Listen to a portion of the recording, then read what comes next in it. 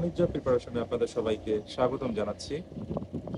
সফলতার সন্নিকটে এসে আপনি হাল ছেড়ে দিচ্ছেন না তো? দেখুন, আপনি কিন্তু দিনের পর দিন, মাসের পর মাস, বছরের পর বছর আপনি একটা প্রস্তুতি নিচ্ছেন, নিয়ে যাচ্ছেন। এরপরে কিছু পরীক্ষা দেওয়ার পরে আপনার মনে হচ্ছে যে আপনি মার্কস কম পাচ্ছেন, আপনার দ্বারা হবে না। অথবা একটা মডেল টেস্ট দিয়েও আপনি যখন আউট অফ 80 আপনি 40 কিংবা আপনি 50 পাচ্ছেন, আপনি তখন হাল ছেড়ে দিচ্ছেন যে আমার দ্বারা সম্ভব না।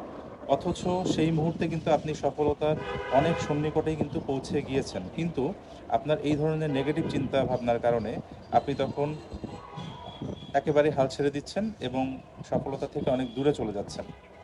এই জন্য আপনি একটু চিন্তা করে দেখবেন, যেহেতু আপনি আউট অফ 80 আপনি 50 পাচ্ছেন, দ্যাট মিন্স আপনার সফলতা কিন্তু অনেক কাছাকাছি। অর্থাৎ আপনি যদি যে জিনিসগুলো আপনার ভুল হচ্ছে সেগুলো যদি আপনি পুনরায় রিভিশন দেন, একটু আবার নিজেকে ঝালাই করে নেন, তখন দেখবেন আস্তে আস্তে সেই মার্কসটা বাড়তে থাকবে। এছাড়াও যখন আপনি পরীক্ষা দিতে যাবেন, এখানে কম্পিটিশন থাকবে। তো সেক্ষেত্রে আপনি একটা জিনিস লক্ষ্য করবেন যে আপনি বারবার ব্যর্থ হচ্ছেন। শুধু আপনি না, এরকম অনেকেই যারা ব্যর্থ হচ্ছে এবং উঠে দাঁড়াচ্ছে এবং আবার সেগুলো ভালোভাবে রিভিশন দিয়ে আবার পরীক্ষায় অংশগ্রহণ করছে, তাদের কিন্তু অভিজ্ঞতা অনেক, মানে ভালোভাবে তারা অভিজ্ঞ হচ্ছে। তো সেক্ষেত্রে অবশ্যই ব্যর্থ হয়ে আপনি হতাশ হবেন না। এমন হতে পারে যে আপনি সফলতার খুবই দ্বারপ্রান্তে পৌঁছে গেছেন, বাট আনফরচুনেটলি আপনি অনেক সময় হাল ছেড়ে দিচ্ছেন, সেটা করা যাবে না।